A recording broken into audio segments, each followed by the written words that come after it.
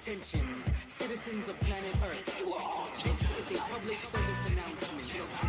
We have come to tell you that everything that you have been told. Hey, we're back. LockEmUp Hoops, Realistic Randy with Mastermind BoldBarry. We just talked the Western Conference Finals. Game 7 is tonight. I'm not going to make any predictions. Warriors should win this game, but you never know either way.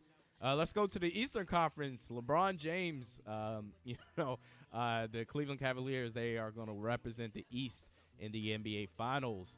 BoldBarry, let's start with you, man. You've been just anti-LeBron throughout this whole season of the LockEmUp Hoops podcast. What do you make of LeBron James and the Cleveland Cavaliers? They advance to the NBA Finals. I mean, it's cool. It's all good and everything. They went 12-2 throughout the playoffs. It's a great playoff run. But in my opinion, when it boils down to it, they had no real challenge. Like, their only real challenge was in the first round against the 8-seed Pistons, where, I think every win margin was no more than 6 points. So I'm like, okay. And then you go out to Atlanta and you play these guys who just won 60-something games last year, and you just straight barrel over them and beat them, I believe, in 4. You know what I'm saying? You sweep them once again, where you got Dominique Wilkins ready to be like, man, I just wish I could play with that. You got old legends wanting to help you guys out. So that's whatever. Can't discredit that they went to the Eastern Conference Finals. Now they got there and they played a Toronto Raptors team that we all watched transform into Jurassic Park players and then be Barney characters 1 minute. So it's like, we know what's going on with them. We see that there's no real challenge. Skip Bayless said it best. He tweeted the other day that this guy is one of the only superstars that had a cakewalk throughout the Eastern Conference just to get there. And we all know that the real challenge, and this is the only real challenge that he's gonna have, going out west. So we'll see what happens when he plays them. This big three, I'm more concerned with what they're going to do in the finals. We know what LeBron's going to do. I'm not going to discredit his greatness and what he actually does on the court here. I just won't do that. I'm not going to be that much of a hater. But when it comes down to, the Kevin Loves, I won't even say Kyrie, because Kyrie, he's got the killer instinct. I've always been a guy that's saying, LeBron needs a guy like Kyrie, because LeBron can't go there and be how a Wade or a Kyrie or a Steph. He needs that other guy that can be the killer. But because, there's the glitz and the glamour that goes on with LeBron James, everybody's focusing geared on LeBron James being that guy. So my main concern is really about the J.R. Smiths, the Iman Shumperts, the Kevin Loves, the Tristan Thompsons, the Deladovas, even though he was the Curry star for last year and all that stuff like that. Good. He's pretty good. He's shutting me up a little bit, but I just want to see. I want to see what these guys do when they face something that's a little difficult, and when they do lose a game, or when they're down by 12 in the fourth and they're on the road and they drop 2 straight. I want to see how this team actually handles that, because remember, this is the same team minus Kevin Love and Kyrie Irving that had a 2-1 lead over big parts. Big parts that had a 2-1 lead over the Warriors last year, and they blew that and lost ultimately 4-2. So let's not sweep that under the rug here. Now, it's great that they're there. It's all right, but this is the biggest stage in basketball here, and knees get a little rattled, people get a little scared, and people play a little different. We all know the eyes are on Kevin Love for sure out of that big three, because he's been called out by his coach as being a little tentative and soft when it comes to these big moments. So let's really keep an eye on that, man. I know I've been a big Kevin Love supporter, but we can't, ignore those facts that the guy does shy away from the bigger moments, and this is the ultimate big moment. So let's see what happens in the 7-game series with whoever they play, whether it be the Warriors or OKC. But it's about the others for me. Cavs, great accomplishment. You guys are there for the back-to-back years, but it's all about what you guys do now with as far as winning the title, and not drinking chocolate milk and water and stuff like that instead of champagne. Mastermind, what you got, man? What do you think of the Cavaliers? Yeah, you mentioned a lot of my points that it was a cakewalk. The Pistons, the first round was their biggest challenge. I think that's because that team is a physical, and the Atlanta and Toronto is not physical at all. They only have Bismack Biyombo is their most physical player. So it's really a cakewalk when you ask me. I know Kyle Lowry had his peaks here and there, and same with DeRozan, but they're no match for Kyrie, Kevin Love, and LeBron. That's just too easy. Now the real challenge is the finals, no matter who they play. I prefer they match up with the Warriors, because I do want to, like I keep mentioning, I do want to see that rematch. I do not want to see. I want to see what would have happened if Kyrie and Love was there. I think that Kyrie, as you mentioned, is a killer. He's he's developed into one of the best point guards in this league. Um, he has that. He has everything that LeBron probably wanted in the second man, and he had the Wade, and now he has Kyrie. So Kyrie, I'm pretty sure he will perform. I'm not worried about him at all. Now, who I'm worried about will be is Kevin Love. Kevin Love, we all know he's a good player, but when it comes down to it, he has to perform outside of Cleveland because when he goes on the road, he struggles tremendously.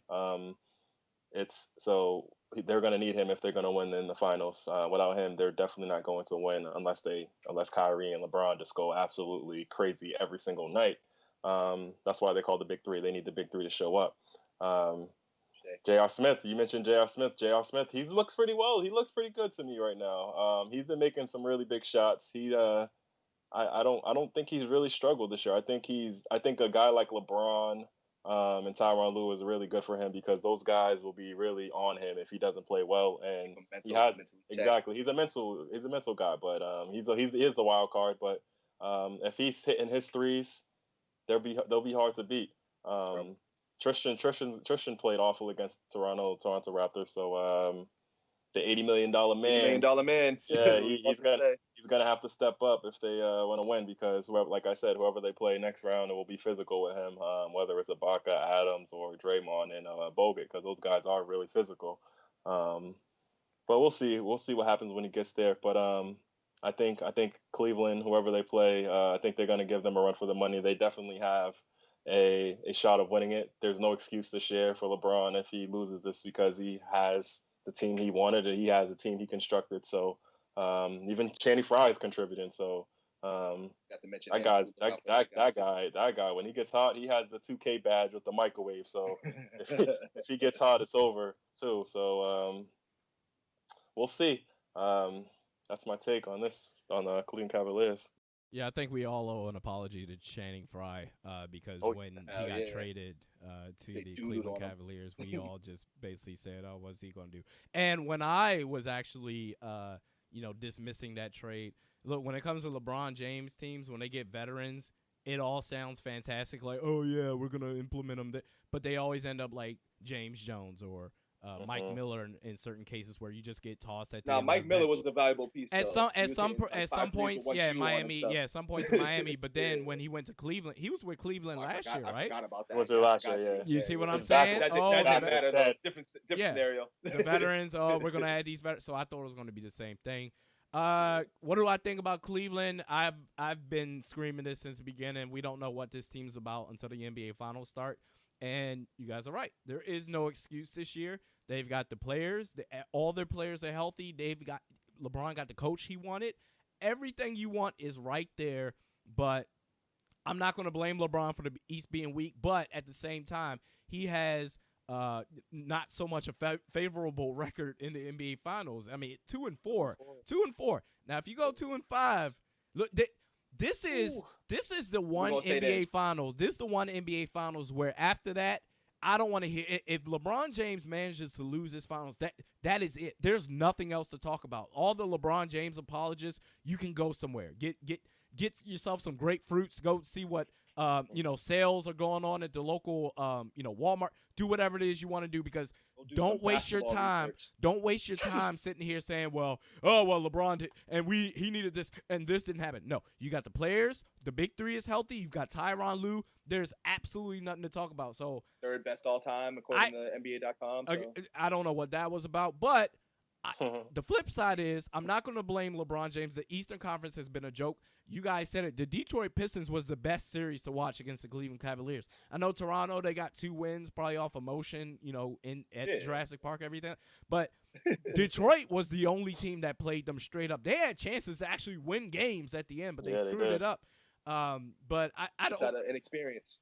I don't really have anything to say. We don't know what this team's going to be about in the NBA Finals. If they end up playing the Golden State Warriors, I think the X Factor matchup is going to be Draymond Green versus Kevin Love.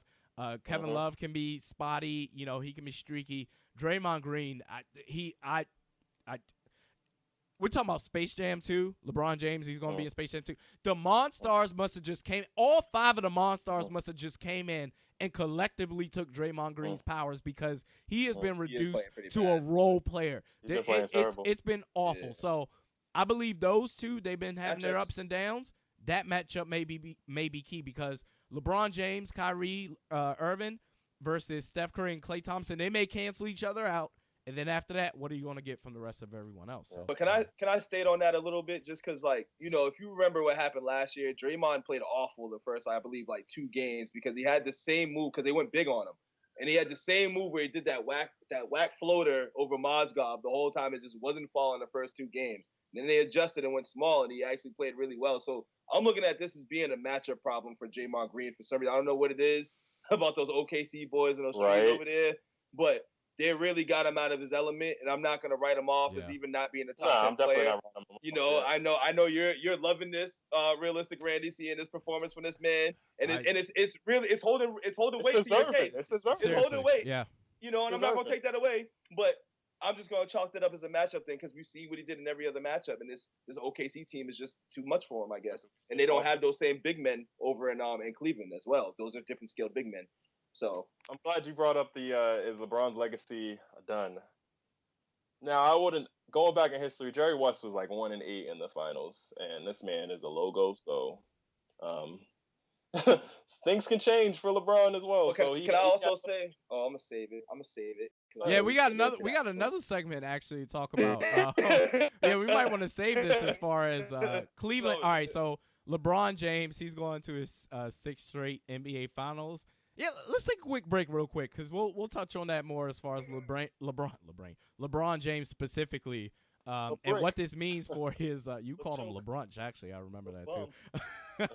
We'll talk about LeBron James specifically in this next podcast. What is his legacy? What does all this mean? We know he's going to be in the NBA Finals, but this is the one year where everything is laid out for him. One could say, I mean, he had that chance in year 1 with the Miami Heat where everything was set up for him, but this is the year where you got everyone healthy, you've got your coach, you got everything going for you. We'll talk about that next.